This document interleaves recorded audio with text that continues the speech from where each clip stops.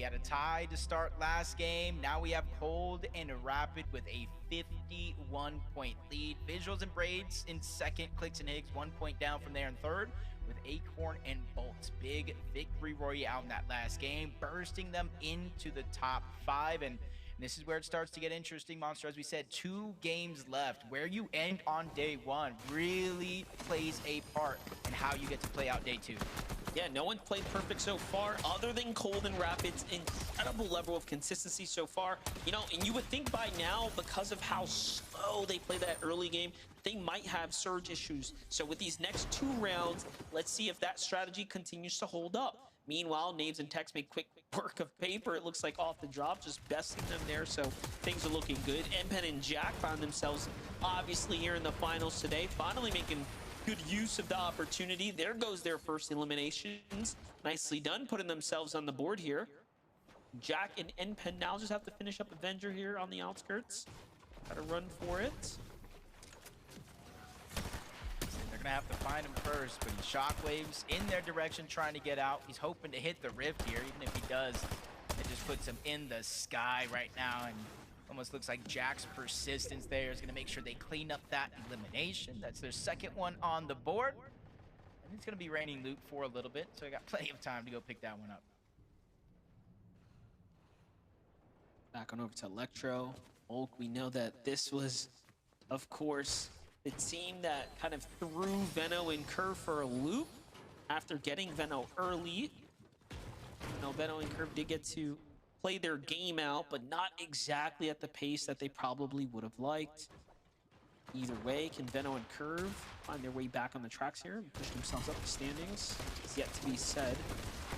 Take a look at Power. Noisy still in the competition right now, but Neo finds that elimination right there. They're at 110 points here, Jacob. Actually doing surprisingly well so far.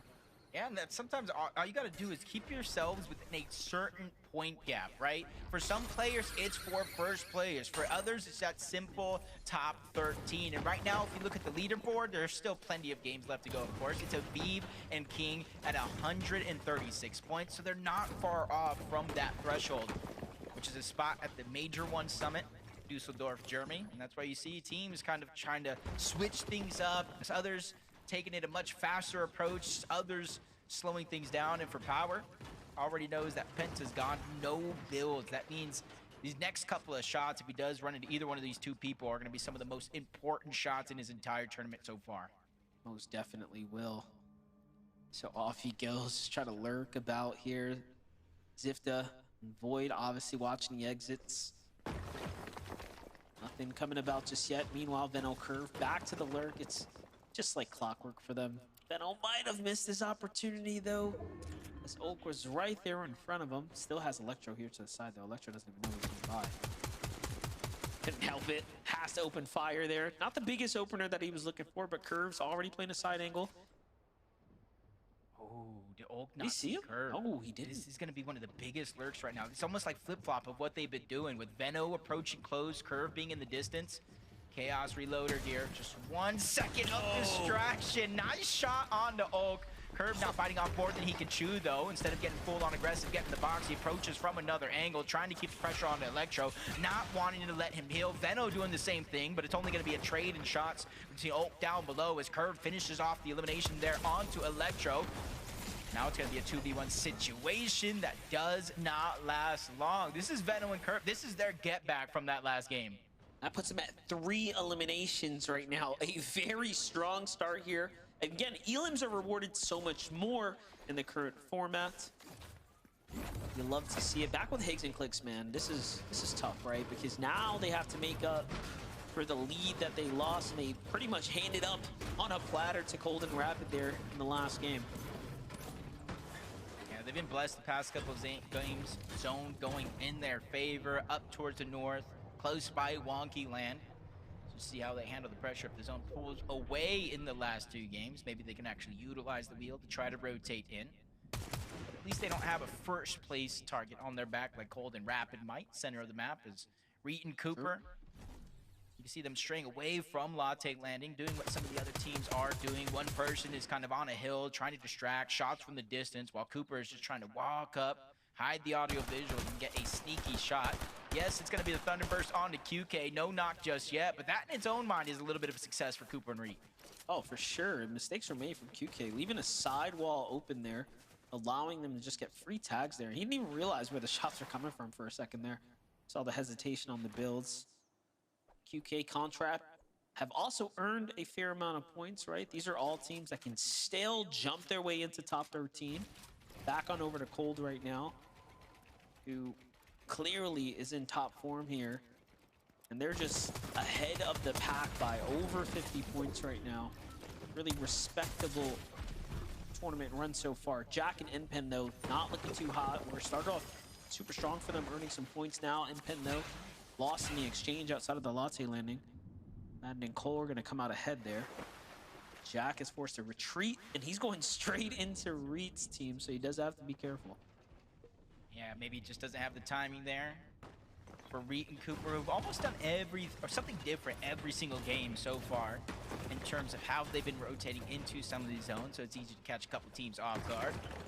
On board visuals and braids. Talk about sticking to what works. 250 points, sitting in second place. This split drop outside of Dark Dominion.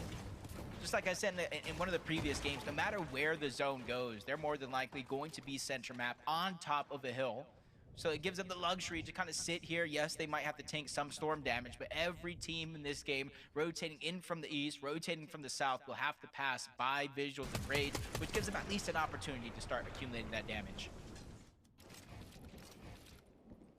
Better now than later. For Bolts, Acorn, back to the high ground they go. This is their trusty strat.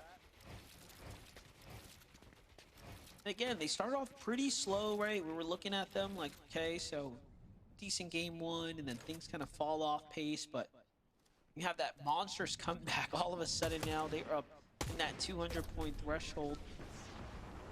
And look at this, they got eyes on Clix and Higgs from up top. You would think that'd be out of render distance, but they can just barely pick up the names there.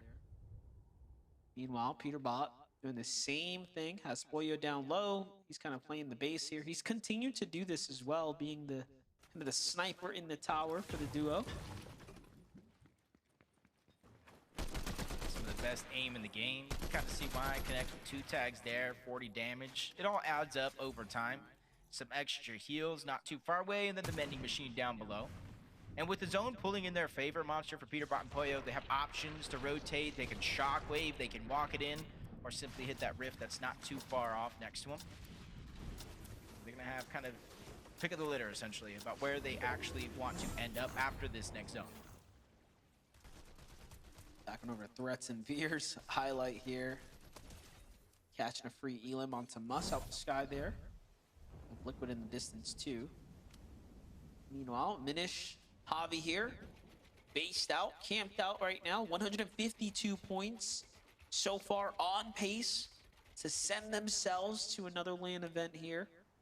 For Javi, it'd be his first. Exciting times. But look at this, Jacob. Threats and Veer just trying to finish what they started over here. Rightfully so. You know, you get that one elimination. Yeah, you can rotate the zone, let him reboot. Maybe you can go ahead and try to attack that later. They just don't want to get beamed for free trying to rotate on out. They create some distance. Now they start using the shockwave, so Threats and Veer continue on with the rest of their game, which gives hope for Liquid to try to get his teammate back in. Hopefully they have some gold. There is a free mending machine or some scraps all around they can try to access. Only time will tell, though, how well they're able to make this game count with only 2 left. What? Irvin. Look at their Elims. What? What's going on? Okay, so we got Electro Oak. Maybe Tyler Chance. They got a little. What? I'm not gonna say what went wrong, but like what went right for Veno and Curve since the last time we saw them. And honestly, depending on how much damage they take, they might not have to worry about Surge for the rest of this game. Yeah, that's crazy. 6 eliminations. Obviously, I'm more impressed by the amount of points they've managed to earn after coming up short last game. So they're on their way back up to the top. Meanwhile, QK Contract, just a sleeper duo so far as you know, how well they've been able to play for what it's worth, right? This is their first time in this level of competition, going against this level of competition, and they seem to be holding their weight just fine. Well, like them not overstaying their welcome, knowing they're going to have to rotate on out. I wouldn't say the farthest pool by any means, but it is going to start getting more and more drastic as more and more teams crowd that edge of the zone. You already see a few in their path, so I don't think they're going to be leaving the zone itself anytime soon, maybe rotating towards the north. You see another team in the mini-map towards the outskirts trying to do just that. Maybe trying to utilize the Latte Landing launch pad, but that one's still locked down by Reet and Cooper on this side of the map. Even with them having rotated in just yet, it's almost no worry when they finally make that play. Cooper, Reet have the nice high ground here as well, but the zone is already pushing them out. I was going to say, really not many opportunities to find teams either. You can see the remnants of other bases and whatnot. They were probably hoping to see a little bit more activity rotating through here, but might just be a wrong decision for them. Meanwhile, Kerillian and Jargo set up the ambush here. Find Aloe rotating behind what looked to be an abandoned base, but no, sir. Had this duo still sitting in it.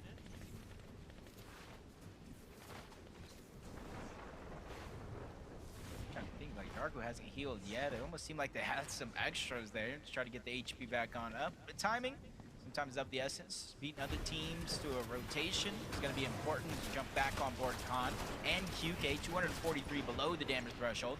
You're going to see why they're getting aggressive in this moment outside of zone. It's Listen on the other side. Even if they get the full damage from Listen, there's a chance they're still below the damage threshold here. So depending on how long this fight continues to go, how much Listen actually heals, they're still going to be in a tough spot. But at least they're trying to take it while they can. Continue to close off any exits, take control of the pieces, spotted out Listen again, and instantly going right to the top of those builds. First and second shot is going to connect for Khan, but as I said, still below the damage threshold. Yeah, nice clean elimination there, but they definitely need more damage here. Kerillian in the distance there, kind of listening to the fight go down. Meanwhile, Muzz and Sphinx have built their own additional layer straight across the fortress's edge. This is the first time we've seen an endgame position up here, and look at this. It's going to pull right on top of them for the 50-50. It's a perfect spot to be in. 244 above, not too bad. I think they'll be probably just fine, so long as they don't do anything too rash here. This is actually a really good spot for Sphinx and Muzz to be in. Especially rotating in early on towards their west. There is going to be the rift. It's out of zone for now, but depending on where the zone continues to pull, you can see a rift in the end game, creating some unique strategies. We go on over to Clix and Higgs. You see them chopping their tower out just so they can do the long one. You see them attaching on over. They're going to glide their way in. Peterbot and Boyo waiting for the moment to try to get some tags out of the sky. And then they can easily just mimic that same rotation. Choice is definitely theirs because they can go ahead and do it on foot as well. But for now, it just seems like they want to make the fast and easy glide into the zone. Yeah, definitely, but lucky for Clix and Higgs, the way they set it up, it sends them so far up, they do end up getting out of that render distance there. Peterbot, Boyo now are going to send themselves straight into the new zone. We'll see where they end up landing. The fact that they're on this same kind of warpath here means they might just end up colliding here shortly. Keep close tabs on them. Jumping in with Encrypted and H-Cube again. Another team we haven't quite got to see much of their journey. However, they have been very much competitive here on the standings. 138 points here is nothing to be upset about this late into the tournament here. Game 5 right now is in front of us. 98 below though, Jacob. They're hoping to find teams rotating out from outside the zone, but there's no one in sight. They are quite literally the last ones on the edge here. And this is where the mind games start to play, because you saw the leaderboard when it pops up. They are the line in terms of top 13 going to the Major 1 Summit. They are the team currently to beat. So going down here, especially with one game left and a whole day tomorrow, leave you with a bunch of regrets in the back of your mind. See multiple teams rotating in. Yep, Peterbot Boyo below the damage threshold monster. Yeah, I saw that lightning come down as soon as we were panning over. 42 below now. Couple tags get put in there, but Peterbot and Boyo have a lot to deal with right now. Pressure's on, not only for them not being as comfortable as they normally are this late into a tournament run, but also now having to deal with the surge. Already though, you saw there, Clix, Higgs to the south, other teams in between them. Great tags here putting onto the solo player in front of him. Power has to deal with that too.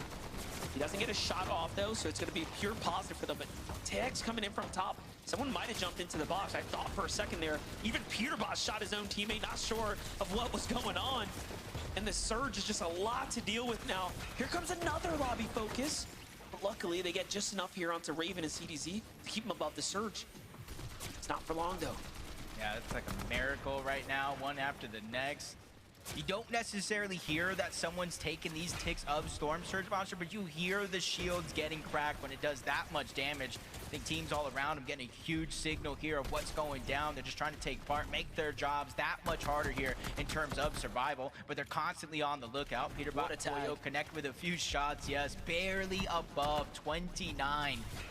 They're going to increase that just a little bit, 69 above the damage threshold. It's not a feeling of safety here, but for them, exactly that. We're going into the next zone. It's a moment of fresh air, but instantly the wind gets sucked out of their lungs here as they fall 60 below yet again. Well, for a team like this, that's all you need, right? Just a little moment here, and they do have some heals to work with, but the clock is ticking. 30 seconds remaining. Duo's right up above them. Into the box, Boyo goes. He hits one monster's tag, gets the knock, and Peterbot's here to back him up. The zone does the rest, and just like that, 2 more elims, and they are safe for now. Big heals to be found as well. Now, the Chug only has 40 in it, but that is plenty considering where they just left off from. Meanwhile, we pan over to the other side. Visual Braid still in the running. Clix and Higgs there in the distance too. Much different story for our second and third place leaders here. 99 above for them, so things are just on pace, but the pressure is starting to slow creep here. But look at this, Clix and Higgs might be going for another high ground positioning.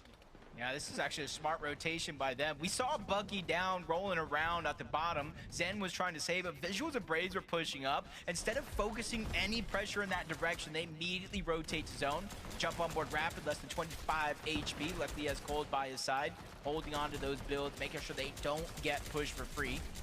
It's actually separated right now. They're in 2 different boxes. That would have been a perfect time to strike onto Rapid, but Cold is looking through the cone, gathering information, waiting for Rapid to make the rotation on over into the same box. Meanwhile, he finds another big elim onto Magma. This is how you create moments instead of waiting for them. That timing couldn't have been better, and Cole's got the right idea. He's thinking this guy has to get knocked somewhere close by, but unfortunately, is going to be out of reach, and they could have used that little bit of loot right there, but the fact that Cold and Rapid have managed to kind of found a stable ground here, that's going to be a problem for the standings. Meanwhile, Visual and Braids is like the sleeper duo we're not talking enough about right now. They have just remained so competitive, and while all eyes are on Cold, Rapid, Clix, Higgs, Peterbot, Boya, you have Visuals and Braids slowly working their way up the standings as well.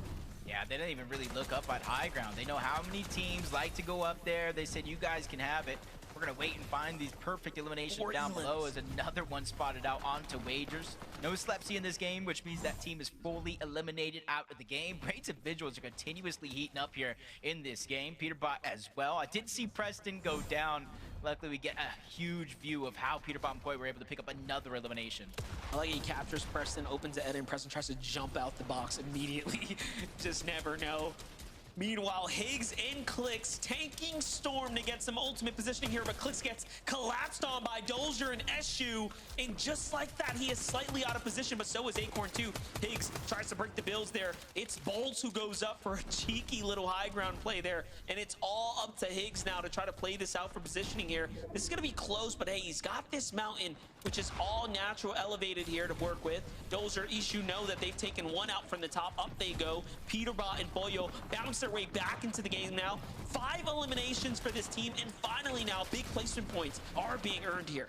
Yeah, if you didn't watch the last couple of minutes, you would almost not even know Peterbot and Boyle were such in a drastic situation, forced to literally fight their way out. Cold and Rapid as well. They finally reunite into the same box, but they're getting pressured on the other side. Rapid's trying to hold on for dear life. Cold is there. They're just trading shots back and forth, but Rapid is taking most of that brute force. Luckily for him, Cold is there, just trying to push that team further and further out towards the zone. There's really no time for Rapid to heal. He has to make this rotation with barely a sliver of HP before him and Cold once again reunite on the front side of the zone. Cold is just playing so well. He is taking like no damage while all this is happening. Meanwhile, Peterbot and Boya, if you blink, you missed it. They went up for high ground. They contest the team. They take down Dozer and Eshu. Eshu's already knocked here. Peterbot now shockwaves down to connect with his teammate, and they are on high ground looking to make up for lost time. 7 eliminations and going. Meanwhile, Cold continuing to find Elims as well. It's all a runaway train though if you are Rapid and Cold here. Oh, but Ritual and Agers, they made a play for high ground, and they get the knock onto Peterbot. Nobody is now solidified as that team up above. Cold is even trying to retake it. Rapid shockwave up. God. One team's loss is another team's gain, but they get chopped yet again. Agers and Ritual, the persistence is there. They're ready to fight for it all. That fight for that first place spot on the leaderboard, doesn't matter who's in their path. They're ready to bulldoze their way out of the lobby.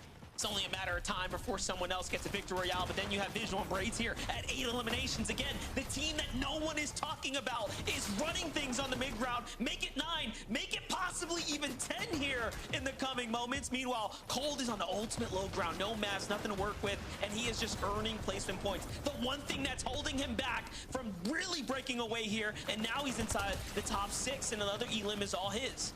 Yeah, the zone passes over Cold, allows him to cut back onto Carillion. Now he has another player in his line of sight, which is Madden, but there's still duos in his path as well. Visuals and Braids. These are all heavy hitters that are looking to end the run of first place here, but he gets 5th overall. Cold and Rapid continue the hot streak, but there's only 2 duos left alive. Visuals and Braids, winners of game 1. Agers and Ritual inside of the top 3. They get that first knock onto Visuals. Braids falls shortly after. Agers and Ritual take the game. In a great fashion there too, but Visuals and Braids now a 2nd place. They already won a game here today. What more can you ask of these teams? It is a who's who in the end game here for game number 5 there, Zeke. FTF, the chaos. It's too much. I cannot believe it. There is just so much packed into these games, man. There's just people overdriving in the air, fighting each other, contesting height, fighting on the front side of the zone, bottom zone, mid zone. It doesn't matter. There's chaos everywhere. But in this moment, Agers and Ritual have found themselves a victory royale in game number 5, and in the process took down the Titan that is Peterbot. Kelly, I feel like if that doesn't give me a boost of confidence, I don't know what will. Yeah, I need to apologize. I was kind of questioning how Agers and Ritual were in 5th place with a 21st and a 17th. I'm sorry. I'd like to apologize. Clearly, your placements are not an issue because you're walking away with a victory royale in game number 5. And you're talking about the chaos, Zeke. You're talking about how we weren't able to really follow along. Well, they were kind of able to just forego all of the chaos, Vivid. Agers and Ritual just kind of allowed themselves to sit in the mid ground, saw all the chaos happening on the high ground, and then waited for everyone to kind of get that out of their system before they went for height and then able to hold it. Yeah, patience being key here for the duo. Yeah, all that chaos, I couldn't even keep up what was happening. We had solo clutches going on. Low ground was fighting for this. High ground was fighting for that. And yeah, at the end of it all, Agers and Ritual somehow not only impressively got the win, but got it as a duo. Sometimes when those games get so chaotic, it's really, really hard to stay healthy as a duo. But from the high ground, it was easy for them to do, and they got that game win. And I can only imagine what the leaderboard is going to look like. Oh man, one game left to go, Viv. When we return after this short break, we'll start taking a look at that leaderboard. We'll start setting things up because remember, we have 6 games today, and then after the 6 tomorrow, we are crowning champions. Fortnite fam, we're going to take a step away. When we return, we prepare ourselves for the last game of the day. See you in a bit.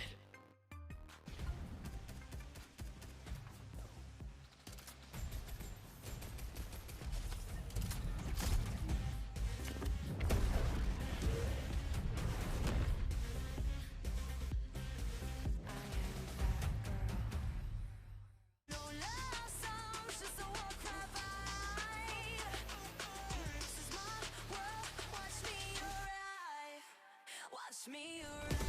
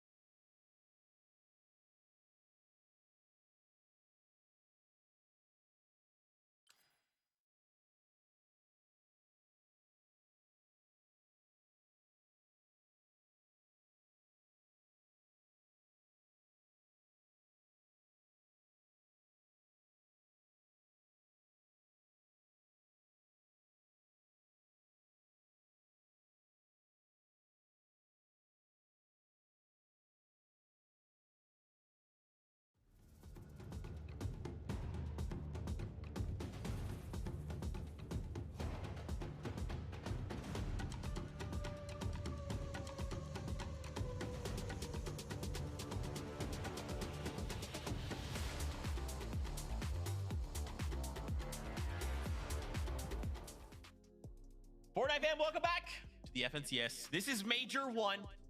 This is day 1. Kelly, don't laugh. I'm panicking. I'm stressing. Much has developed after this last game. In case you just tune in, maybe you're just like, oh man, I've had a long day coming in. I'm watching the FNCS. Welcome. Happy that you're here. Game 5 went the way of Agers and Ritual, which is massive for the duo. They ended with 267 points. As we take a look at those standings, this now puts them in 4th place. This is huge for them. Now, we only have a single game left to go here. I don't know how, but Cold and Rapid continue to hold on. They just continue to just find these little consistencies. They just chain together these situations, Kelly, and it's enough, right? A 5th place, 6 elims, and still they are ahead of the pack. It's only 20 points, but if we just keep doing that, right, we just stay ahead of everybody else. No, you keep saying, I don't know how, and then you explain exactly how. They're constantly making it into the end game. They haven't placed below 8th. They have 30 eliminations, which is more than anyone else in the lobby right now. Cold and Rapid are completely locked in, and this is exactly what I wanted to see at the end of day 1. We can talk about all the other teams right now. There's so many narratives to go on, but to see Cold and Rapid, a team that, for whatever reason, people, I say for whatever reason, it's because Cold, for whatever reason, doesn't play Fortnite all the time, and you gotta wonder if he did play as much Fortnite as some of these other players like a Peterbot or a Clix, just how much even better he would be, Vivid. It's crazy watching back some of the replays from that game. You can see a lot of the times how close their game is to being over, right? They were kind of walking around on the mid-ground layer. They had 0 builds to their name, and that was top 16, right? There was 16 teams left alive when that actually happened, right? No builds. It seemed like the game was pretty much going to be done, and somehow that game ends up being a 5th place for them. Like, these guys just will not lose. They will not go down without picking up a plethora of points to keep them in that 1st place spot. Now, they are in 1st place, but hot on their heels right now. Visuals and Braids, they did close the gap that game for sure. Visual and Braids picked up a 2nd place with 10 eliminations, which, I mean, dude, that is huge. As you can see, I mean, yeah, they're winning out on the placement points right now. Those eliminations is probably all of the difference between them in 1st place right now. I mean, Visuals and Braids is, again, we talked about it at the last year. They were constantly getting 4th place in 2 different majors when they played with Diminished. And before we went live, Jacob PR said that they are the best duo that we never talk about. For whatever reason, they only lock in when it comes to the grand finals. But when they do it big, and they're always in the top 5. They're always beating out some of the bigger teams that we talk about. So I would love to give them the flowers that they deserve. And finally, by being in 2nd place after or towards the end of day 1, they're just grabbing the flowers themselves and saying, look what we can do. It's scary, right? If Cold and Rapid make one of those little mistakes we've kind of been talking about, you know, Visual and Braids, they're ready to capitalize. They really are. It's got me questioning, guys. Like, obviously we make the joke like Cold doesn't play the game. What if, conspiracy theory, I'm going to break out my own board here. What if Cold has a secret account we don't know about and he's playing Fortnite all the time? Think about it. Think about it. Let's go back to those. Hot. Let's go back to the standings. Kelly, don't make me laugh on broadcast. Let's go back to the standings. We got to talk about Clix and Higgs, Peterbot and Poyo. Their battle continues, man, for like a while. Clix and Higgs were like, they were pulled away, but look at this. We're just separated by 10 points. Oh man, even after those 2 victory royales, Kelly, I'm looking at those 10 elims being the difference maker right now. Oh boy. Oh boy. Well, this is the moment right now that we can see the misstep from Clix and Higgs. We know that they love to take an early high ground, and they saw zone holding towards this mountain, and so they kind of thought, let's get an early aggression onto this high ground. We're going to claim it, but they stayed in Storm just a little too long, taking a little bit too much damage that Higgs and Clix were not able to recover from, Vivid. Yeah, I mean, they look like they were in prime position to go ahead and win that game, right? Kind of launching up on top of the hill right there. Just a little bit of an over peak from Clix. Got beamed by the rifle. I would have to imagine that was, you know, on the receiving end from Ishu, who was going to be the player that ended up aggressing towards him. So Clix and Higgs, yes, 234 points in 5th place. Right behind them, like we talked about, Peterbot and Poyo, 6th place, 224 points. Honestly, not a terrible game from Peterbot and Pollo, right? It doesn't really like feel like that because we didn't see them in the end game. We don't really like see them fly up to Libra right now, so we're kind of like, okay, it doesn't really look like they had a good game. They got 12th place, so not the best placement, but picked up 8 eliminations, which is their most eliminations so far throughout the day in a single game. So super cool to see. Really liked the high ground play from them, by the way, because as you can see, the elevation changes that were kind of happening over here amongst the natural terrain allowed it so an overdrive grenade combined with a mist actually allowed them to float up to like perfect height to take the fight up there. So super cool to kind of see them make a good play like that. I think ultimately another team ended up getting the best of them. Yeah, that was Ritual and Aegis who went up. And I swear, Kelly, we kind of talked about it. These fights that keep happening up in the sky, it's so wild to me. Is there no other better play to make in those scenarios? Yeah, what was it? Ritual launched up in the air, and then Peter followed up launching in the air as well to shoot Rituals, but then Aegis followed Peterbot and shot him instead. And you gotta wonder just how distracted everyone is that there's just 2 different duos floating up in the air having their own Dragon Ball Z fight, and no one else is looking up towards them. But 5 games, 1 more for day 1, Zeke, and it's just so much has already happened. I know, Kelly, this is it. Okay, this is the final opportunity for these duels to cement their day 1 performance, because they're gonna have to look to pick up the pieces that they laid out tomorrow, right? And bring whatever they've learned into tomorrow's 6 games and fight for either spots going to Dusseldorf and the Summit or an Axe of Champions and a title, right? Like, this is so crazy. One last game today before we say goodbye. Casters, for the last time, take it away.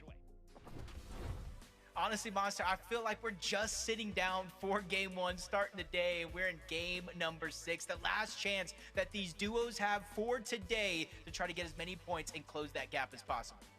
Yeah, I probably shouldn't have had another coffee before this all started. I really didn't need it. The competition is that good right now with Cold and Rapid in such a monstrous lead. Let's just see if they can hold on to it.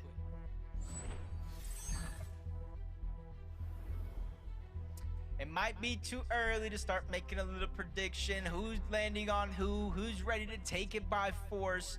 But this is game 6, and honestly, where you stand at the end of today, you're gonna have to go elimination crazy tomorrow. You're gonna have to get consistent top placings if you do want to win this competition, as Jack and NPen do fly down at their drop spot uncontested this time around. They gotta watch out for the mountain ranges with Cole and Madden, Acorn and Bolt, and even Frigid Fortress where Osin and Scare land, but for now it does look like they're gonna have a good early game. Still can't believe Paper's trying to 50-50 this weapon here, considering he fell off the mountain before, but this time he does win the exchange there. He is up 1. He's got full control here. Other fights happening in the feed. Seems like a little bit of a mix-up. Saw Ritual take down Raven. Wonder if that's because he put boots on the ground first and took him out the sky.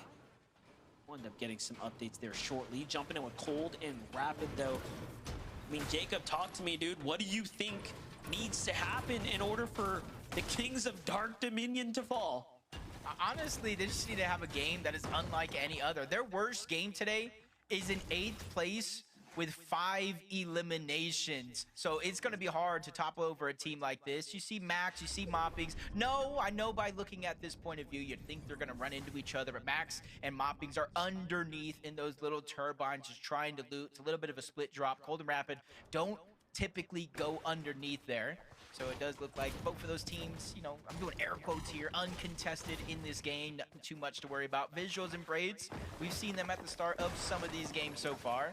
They don't really stray away from their plan. They are in the center of the zone. They just gotta hope that they get the good loot, because they don't normally go and scoop loot up else from anywhere else. Just take me way back to that like Cammy Seti day where they were landing kind of split mountains and having full control of the center zone. No problems with rotates, but give us a second here. Peterbot, Pollo, doing what they need to do, finding an early elimination, rotating out.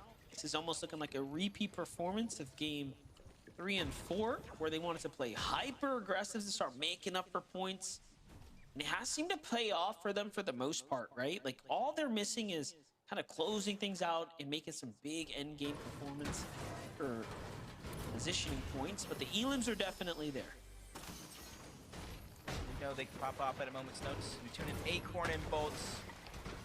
This is one of those drops where you don't necessarily get contested if you're Acorn and Bolts, because it usually narrows down to just kind of like two separate 50-50s on top of the mountain for those chests, where Acorn and Bolts usually, more times than not, have beaten out teams like Peterbot and Poyo to kind of head and claim this drop as their own, which kind of means they're safe for the early portions of this game. 20, not so much. Neko's already down, so the world is literally on his shoulders for the last game of today. But luckily for him, there's still so many other teams right by him battling it out. It's going to allow him to disengage for free.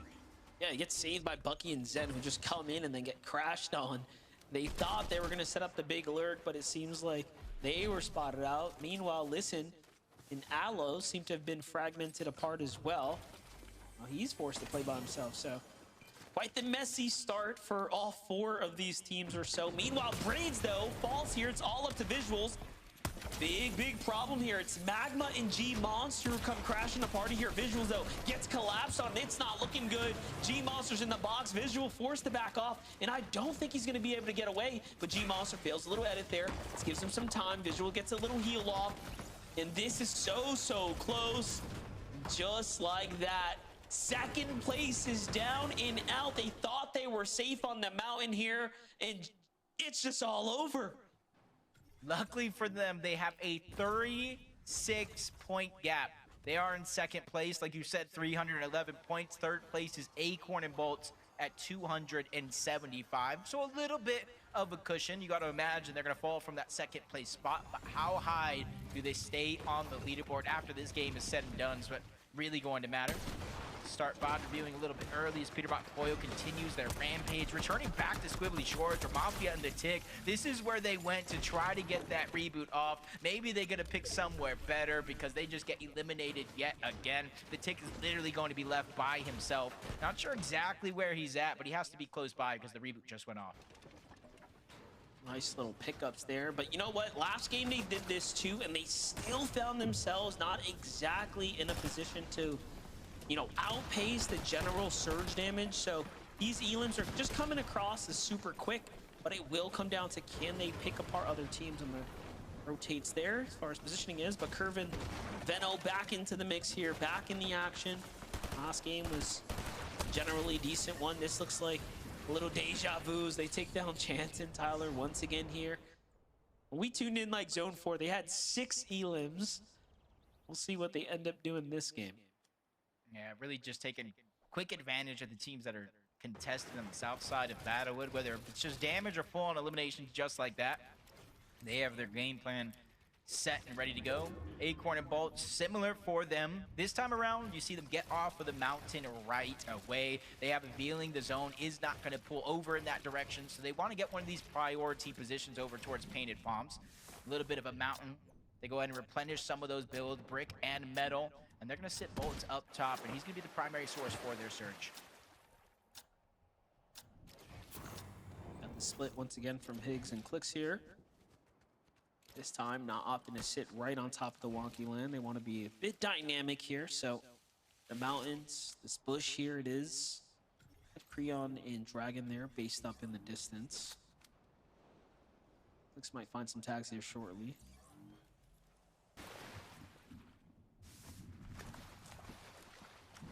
Higgs a bait right there. One of them in the bush. He knows Higgs is going to be able to watch his back. Got to make sure Clicks doesn't get lurked on for free, and vice versa.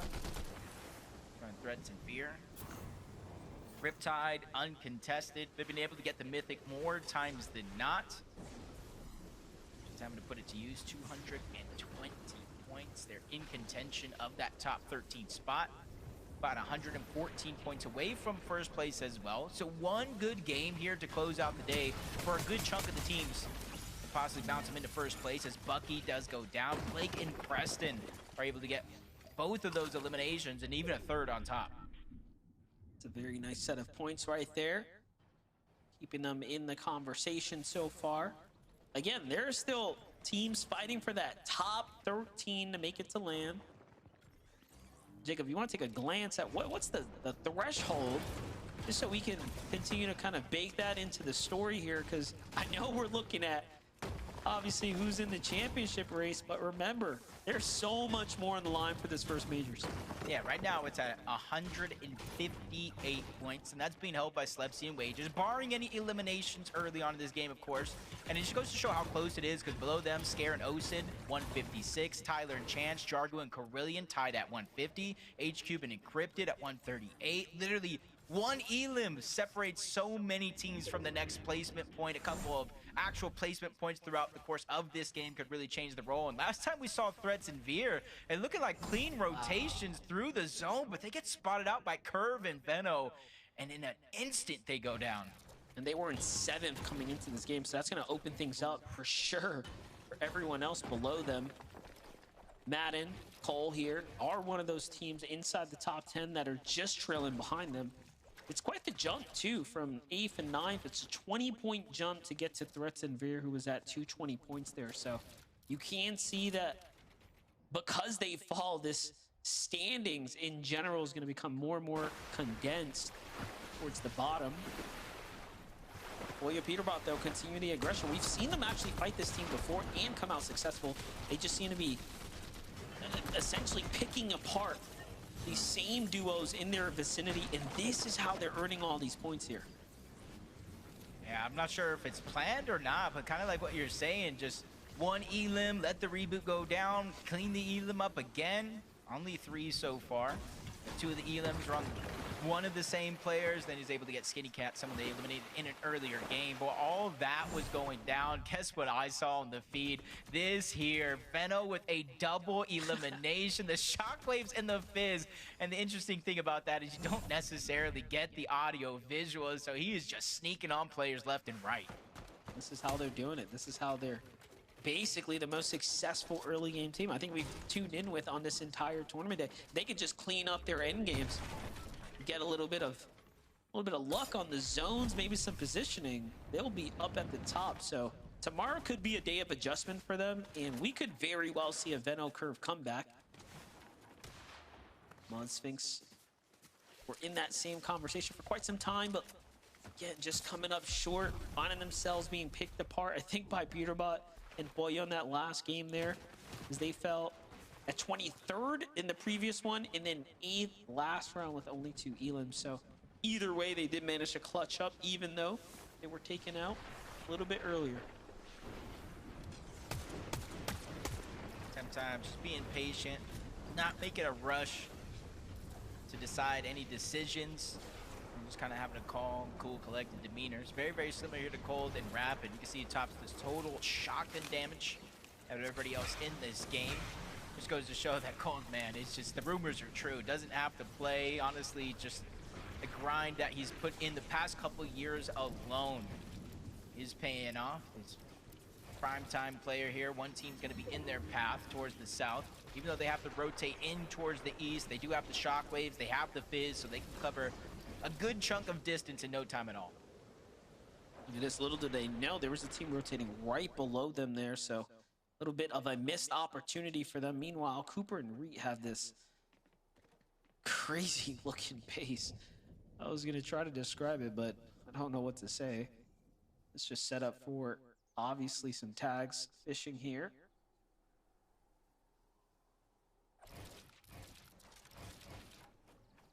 Most of the games, when the zone did pull towards the south, or even the western side, where we went over towards Wonky Land and the mountains, Reed and Cooper kind of made it a priority to rotate rather early on, but this time around, they do got Latte Landing. If they do need it, they have the launch pad right behind them as well, but they're there just on the edge of zone. They can easily climb back down, shockwave off, try to close distance that way, depending on where the next zone falls, so it's not going to be too many difficult decisions for them to come up with as the game continues to move on. Aviv and King, though, all the way on the south towards New Sanctuary. 2 eliminations so far, and this is one of the first times we're seeing them really stray far away from Sus Studios to try to pick up early damage. Those are some huge elims. This is going to put them right in contention for the top 13. We're at 144 now. Elims are just the best way, really, to go ahead and make sure you're on pace to fall. Acorn and Bolts, though, they're trying to fight for first. Targeting down Osid. scared down low. You see up top, Bolts has clutched a 78 points as a solo, the most of all players here today. Just really showing you why Bolts is one of the better fraggers out there. His ability to perform clearly has been shown here this weekend so far. They've been able to get at least one win so far. Kind of woke up from that slumber. Veno and Curve getting aggressive. This is first place thereafter. They got the Elim onto Cold. Rapids now by himself, stuck in a tough spot, trying to get out. Use the porta potty. King and Aviv and there are as well. They're just trying to get out. And now Curve and Veno have to make that decision. Do we go along with them? It does look like that answer is going to be yes, but luckily for them, King, Aviv, they've already rotated on out. 2,000 damage almost above the threshold. Veno and Curve realize the situation that they're in, Monster, taking a page out of Peterbot's playbook, saying, hey, if we have any hope of winning this tournament, it's going to be by eliminations and coming back. The best part about that is Veno and Queasy quite literally set that trend, right? They were the first villains we've ever had in the Fortnite lore. Veno's at 7 eliminations total right here alongside Curve. This is just some exceptional performance right now. And again, it just makes you wonder. They have been the most successful early game duo that we have seen when it comes down to just the way they've managed to ambush duo after duo. It is just a matter of finding placement points in the end game for them. I'm feeling a big Veno game here. I'm feeling a big Veno game here. Gold pistol, mythic iron pump. This dude is going to turn, look at people, and they are going to go out like a light. So I'm eager to see how he continues to perform. If he does make it into the next portion of the game, max pull though for Peterbot, Koyo, and a few others. Much better off though in this game than they have in previous games in terms of that Storm Surge. Almost 800 above the threshold. Kind of doing something similar to Curve and Veno, looking around for those eliminations. They've been able to close the fights down pretty quick, not extending them to where they're trading damage back and forth. They just got to worry about this rotation here. We're kind of seeing the other side, exactly that. Rapid by himself. And honestly, any points here from Rapid are huge. He just needs to get inside of the top 25. Got to give himself a little bit of cushion to work with here. Now, remember, Visuals and Braids is down as well in second place. So first and second go down. This is the perfect scenario for an Acorn and Bolts to have an opportunity to kind of solidify a lead going into day 2. And Acorn has not been someone who has often had successful day 1s. He usually comes back stronger day 2. And although he's won major 1 for the last 3 years consecutively, it has not been easy performances, no easy walkaway, no runaway performances. It has come down to strong day 2 kind of cleanups in his performance. So this is by far the best we've seen so far. Just keep that in mind as you watch this game go down. So if Rapid can manage to clutch up, the rest of this entire tournament is in trouble, right? Now, if he falls early, as he probably should, everyone's got a chance. Yeah, if I'm Rapid, I'm aiming for top 12, top 10. That's a good chunk of the placement points. Almost half. We're in the top 8, you get those, but he gets spotted out. You can see he's running low on materials. Uses the shockwave to try to get away, and he's going further outside of the zone to try to hope there's less and less people in this pathward inward. 89 above the damage threshold. A couple shots are going to connect there in that instant, but you can see he's just trying to return back to some of these boxes, maybe even break his way in to try to find any scraps left behind, but he's just waiting for the zone actually forces him to move in. That's where he's going to dig in the pocket and try to pull out those shockwaves. He's getting a couple tags there while he's at it. Meanwhile, Muzz and Sphinx healing just outside the box of Peterbot and Boyo. They're trying to see if Muzz is going to make a mistake and weaken that wall with an edit. That's all it's going to take for them to break right in. They say, nah, screw it. We're going to go on and break in ourselves. Meanwhile, Ritual takes down Blake and Preston here. The little side angle. And Agers and Rituals are very much in the race right now. This is going to be a team that we're going to have to be talking about here shortly. If they go for high ground, if they go for a win. Rapid, you see him on the side of our screen just flying across now. And everyone here in this back corner, Jacob, is in a world of trouble. Yeah, they barely got above that damage threshold for Muzz and Sphinx, because that would have been Muzz going down. He had 24 HP, 1 strike. takes him Veno out falls. of this game, but luckily for him, Pollo's the down. Chug Jug's there. Pollo's down, Veno's down, Rapid's still alive, and for Rapid, with how things have been looking, this is a huge blessing with a bunch of our juggernauts being left as solos. Curve, that's it. That's all that's left to kind of play this one out. Placement points hasn't even been given out, mind you. Peterbot's also solo here. So everyone that has this blessed opportunity to try to close the gap is now left as solos. Sphinx in the same position as well, 66 below. He's taking damage in your bottom right. Peterbot's just lurking here, waiting for a chance. Everyone here just wants position, mind you. Just to simply even get in the zone. 3 different solos. And the world of difference that they're all going through is Sphinx literally has 2 HP trying to find his way out. Curve finds another elimination. That's Higgs. That's an elimination onto Higgs. my God. Not sure if Clix is still left alive. Didn't necessarily see a knock there, but another big name being put on the back foot here. Even Sphinx barely surviving. I'm not even sure how he's not been looked at once. Barely just 2 HP. Clix is in fact still alive. So another big name left as solos here. Luckily for all 3 on screen, all of them are going to be above the damage threshold. Even more so as Peterbot finds another elimination. This is crazy right now. Peterbot's putting up the clutch here that he needed for the tournament. There goes the big shockwave to get him into the zone. He's just going to take the most advantage of having that max stamina. And there he goes. Changes layers now. He's in a strong position. Meanwhile, Sphinx is still at 2 HP. He is slowly earning placement points, though, here. He can't afford to play with the zone. These are some of his old builds here. He's going to still continue to go around the outskirts. Bringing focus back to the left, though. I mean, this is insane to kind of watch play out right now. Everyone here, although they are solo, are playing exceptionally well. Curves on the heels of Clix, though. Clix barely manages to get away there. Yeah, you can see right now in terms of Curve, he's really just out of builds entirely. 0 left, gets spotted out on the other edge, can't build to protect himself, so he scrambles around until he's finally Peterbot taken down. That's a big elim by Peterbot there. You said it yourself, 266 points, single-handedly trying to put the team and the game on his back, close the gap. Coming into tomorrow, Clix trying to do the same thing, but it's a Minished and Hobby. We talk about solos here in this game. We finally had a duo emerge as the high ground team. And Clix is still in this as well. Couple builds, but QK, Contrap got him cornered. Meanwhile, Agers and Ritual finally start finding more eliminations. They're one of the stronger duos still alive in the low ground right now. They find a refresher, and Clix here, although he's got no eliminations, that's been the problem with Clix and Higgs. They've gotten the placement points, but they need the elims. And what more can you ask for from Clix right now as he's almost inside the top 10. He runs into a full duo. He has to back off. Monster's shot there, though, just to kind of keep pressure on these opponents, but he's got to be careful. He still has no builds. And there's another duo there. It's Acorn and Bolts just waiting to pick them up, and they secure an elim. Up to second place, Acorn and Bolts go now as they are inside the top 3. Yep, now this to be able to secure a win. Who knows? We might be able to see them at first when the day is over. Peaks finds a big shot. Agers goes down, though. You see Ritual scrambling around. Even with 3 builds left, he's trying to be calculated about how he uses his materials. Big shot gonna be supplied. I'm not even sure why Dozier went back, but he's gonna regret that one as Ritual picks up a big elim. Even more so, the Siphon keeping him alive. Runs into HQ on the other side. Ritual is going off right now, picking up another couple of eliminations. We have to jump off that beat for just a second. Down he goes at 7th place. It's Reet who's here to meet everyone with the shotgun shot. Now it's Reet's turn. Down goes Contrap. Down goes QK here shortly. Can he get the shot? No, he doesn't.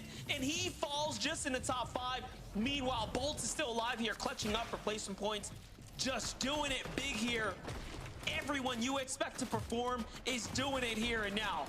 Yep, 2 solos left alive, 2 duos. I'm Enough and Salt. They're taking the charge down below, but they're also taking the focus from that team up above. Bolt's trying to hide the audio visuals, realizing no builds left, can't continue to protect himself. Mythic 1 pump away, but he goes down, not able to get the max 200. So that leaves I'm Enough, another player as a solo. Salt's going down. Amidish and Javier firing up from above, trying to burn through those materials. Enough does go down. They don't even know where this last player's at, but he's up above trying to catch him off guard. That's QK. There is a moment here, Monster. Whoa. He gets almost a minute down. There it goes. The knock is cleaned up. QK! QK! Oh my God! I've never witnessed that in one of the biggest lobbies of our time. 197 points now. He might have just did enough after this weekend is over to send himself to LAN. That is the type of performance we want to see here on the final stage, Zeke.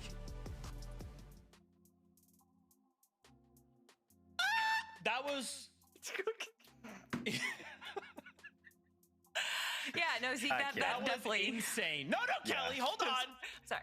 That was insane. First off, Jacob PR, MDF, thank you guys so much. Fantastic to the cast. Oh my gosh. QK, first off, can we just say that was the game of solos? Every duo was just a solo, right? Like all these high profile duos, and even in this situation, QK with Khan gets put in a solo situation and 1v2s for the VR, and Kelly and gets 8 elims when it matters. That's crazy. That's To crazy. go from our last chance qualifier to getting the final victory royale of day one definitely is setting QK and Khan up for an interesting storyline. And there was a moment we could even hear the caster saying, I don't even know where this other solo player is. I thought it was a 2v2. It was Javi and Aminish versus Soul and I Am Enough. We don't have to worry about this 5th player. But no, Vivid, you do have to worry because it's Fortnite. And if there's anything you can predict, it's the unpredictable. So big shout outs to QK and Khan. Yeah, QK just coming out from nowhere. We actually saw him pick up the elimination in the storm. So he must have been healing out there before he made the return to the zone.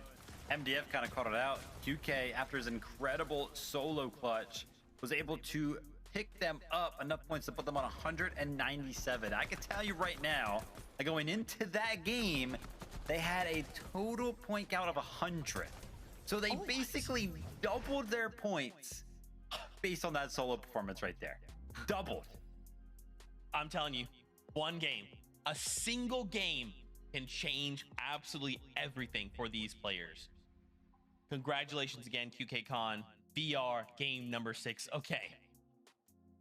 This was it. So first off, we have wrapped up the 6 games for today. So before we take a look at the standings, again, I just want to remind you, we have 6 more games tomorrow. So this day was all about cementing a lead, coming in, making a statement, and making sure you have enough points that when you start tomorrow in those 6 games, you have what you need. You have enough gas in the tank to get you over the finish line to either qualify being in top 13 to the summit or look to hold the active champions high. I've gotten word standings are crazy. That being said, I guess let's go ahead, take a look and see what these look like as we prepare for tomorrow's game. Of course. Of course. Of course. Yes! Yeah. Oh, okay. I guess let's just start top to bottom. We'll start top to bottom. Acorn and Bolts have suddenly moved in to first place off of Bolts solo, a 4th place, 4 elims. Kelly, how? I mean, it's Acorn and Bolts. That's how. Of course, it is Acorn and Cold in 1st and 2nd place with a single point separating them, Vivid.